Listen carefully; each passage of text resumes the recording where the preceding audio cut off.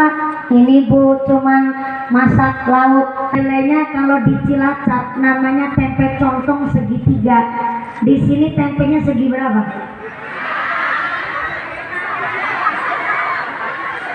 Segi 4. Ya Allah. Tapi tempenya lebar-lebar ya orang Bekasi. Bentar, jenengan ketawa ngetawain apa? Ini lagi ngebahas tempe kedelai. Maksudnya si bapak masak pun jangan yang mengandung zat kimia mulu. Kadang-kadang ayam sayur kan banyak zat kimianya. Sekali-kali ngegoreng tempe. Maaf nih, kita zaman sekarang Bu, musim aja udah nggak bisa diprediksi.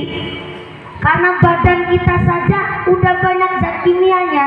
Sebenarnya kalau di Cilacap Jawa Tengah ada disebutnya nyala mangsa.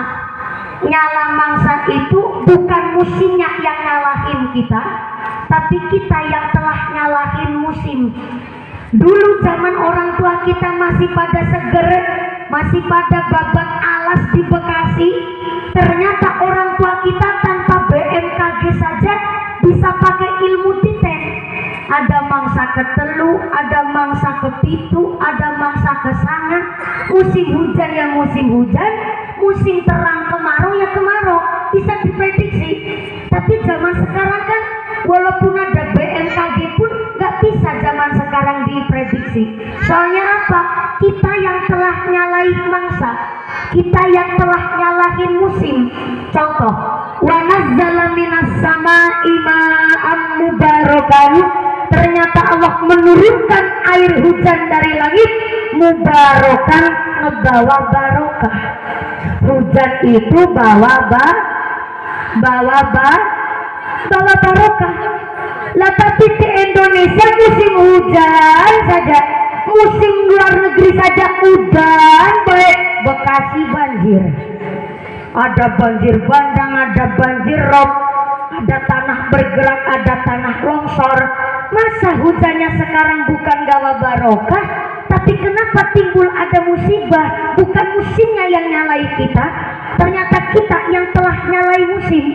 Dengan maksud apa? Doharul fasadu fil bari wal bahri bima kasabat aidinas. Kerusakan yang terjadi di daratan dan di lautan tidak lain dan tidak bukan itu karena ulahnya manusia. Maka maaf, nun sewu punten. Zaman dulu ketika orang tua kita masih pada sugeng pada hidup, begitu ahli ikhtiar, ahli riaboh, gentur tapak bahasa orang Cilacap. Gentur tapak mangan longan turulongan, makannya dikurangin, tidurnya juga dikurangin.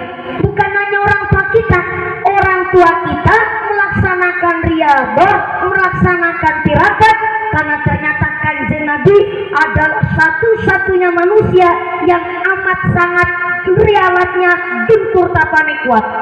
Bukti nyata untuk contoh kecil, Kanjeng Nabi ketika mau kepingin punya anak, Kanjeng Nabi itu sampai puasa 40 hari. Puasanya 40 hari, tetap sahur, tetap buka puasa. Cuma di dalam beliau berpuasa pisah ranjang sementara dengan Sayyidah Khadijah. Jadi puasanya 40 hari, tetap sahur. Setelah puasa 40 hari selesai, Kanjeng Nabi pulang ke rumah, kepanggil kali Sayyidah Khadijah, dan beberapa waktu kemudian Sayyidah Khadijah hamil, melahirkan seorang bayi perempuan, yaitu Sayyidah Fatimah radhiyallahu anha. Yang diriwayat diceritakan Sayyidah Fatimah putrinya Kanjeng Nabi, cantiknya luar biasa. Jangankan wong lanang, wong wadon, sama-sama wong wadon ketemu sama Sayyidah Fatimah sampai insecure.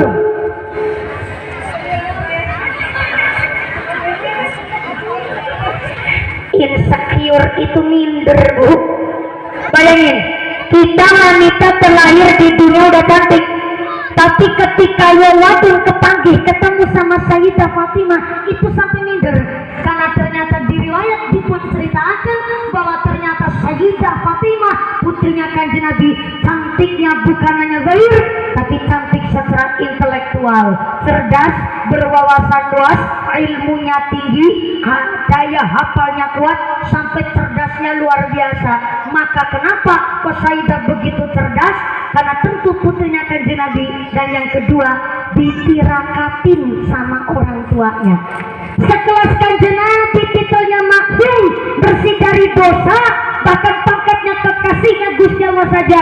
Ketika beliau ingin punya anak, beliau berpuasa 40 hari. Maka kita sebagai umat Kanjeng Nabi, apalagi peramus, orang-orang suka hadroh, berarti kan tahu albar janji, tahu riwayat-riwayatnya Kanjeng Nabi. Masya Allah, udah lebih gentur tapanya. What is a gentur tapa? Seneng riadoh, seneng tirakat, seneng rialat bahasanya saya. Karena orang tua itu harus ada parenting buat anak. Contoh begini, Bu, sampai belakang sana, assalamualaikum. Masya Allah, jebulnya yang datang banyak banget. Bawa pohon mangga, assalamualaikum. Allahu Karim. Ini ngajinya persis kayak lagi piknik tamasya. Di bawah pohon mangga, duduknya praktis, bokongnya ngelengkrak sikile atis. Ikhlas ya Bu ya. Alhamdulillah. Sebelah kiri sono, assalamualaikum. Sampai belakang pojok, halo. Iya masih sadar? Alhamdulillah. Kebagian snack enggak?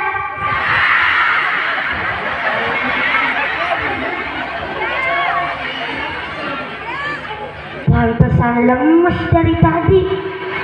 Ternyata enggak kebagian snack. Makanya berangkatnya yang gasik. Oh, gasik tetap enggak kebagian snack. Ya maaf Bu, saya makilin pramus, mohon maaf. Beliau-beliau juga nggak tahu yang datang mau banyaknya sampai segini. Betul. Walaupun nggak kebagian snack, tapi kan jajan lebihan sisa Idul Fitri masih ada ya Bu? Masya Allah. Daging lebihan sisa Idul Adha juga masih. Ya Allah. Pertahankan. Di dalam Sarah Riyadus Shalihin dijelaskan, barang siapa meja rumahnya nggak pernah kosong, minimal ada 2 toples isi jajan yang enak, tapi diniatkan kanggo nyuguh tamu, buat nyuguh tamu, jangan buat ngemil dewek. Diniatkan setiap saat mejanya itu ada toplesnya. Ini bukan saya yang nyuruh, ini di Sarah Riyadus Shalihin. Jadi meja harus ada toplesnya tiap saat, tapi jajannya yang enak.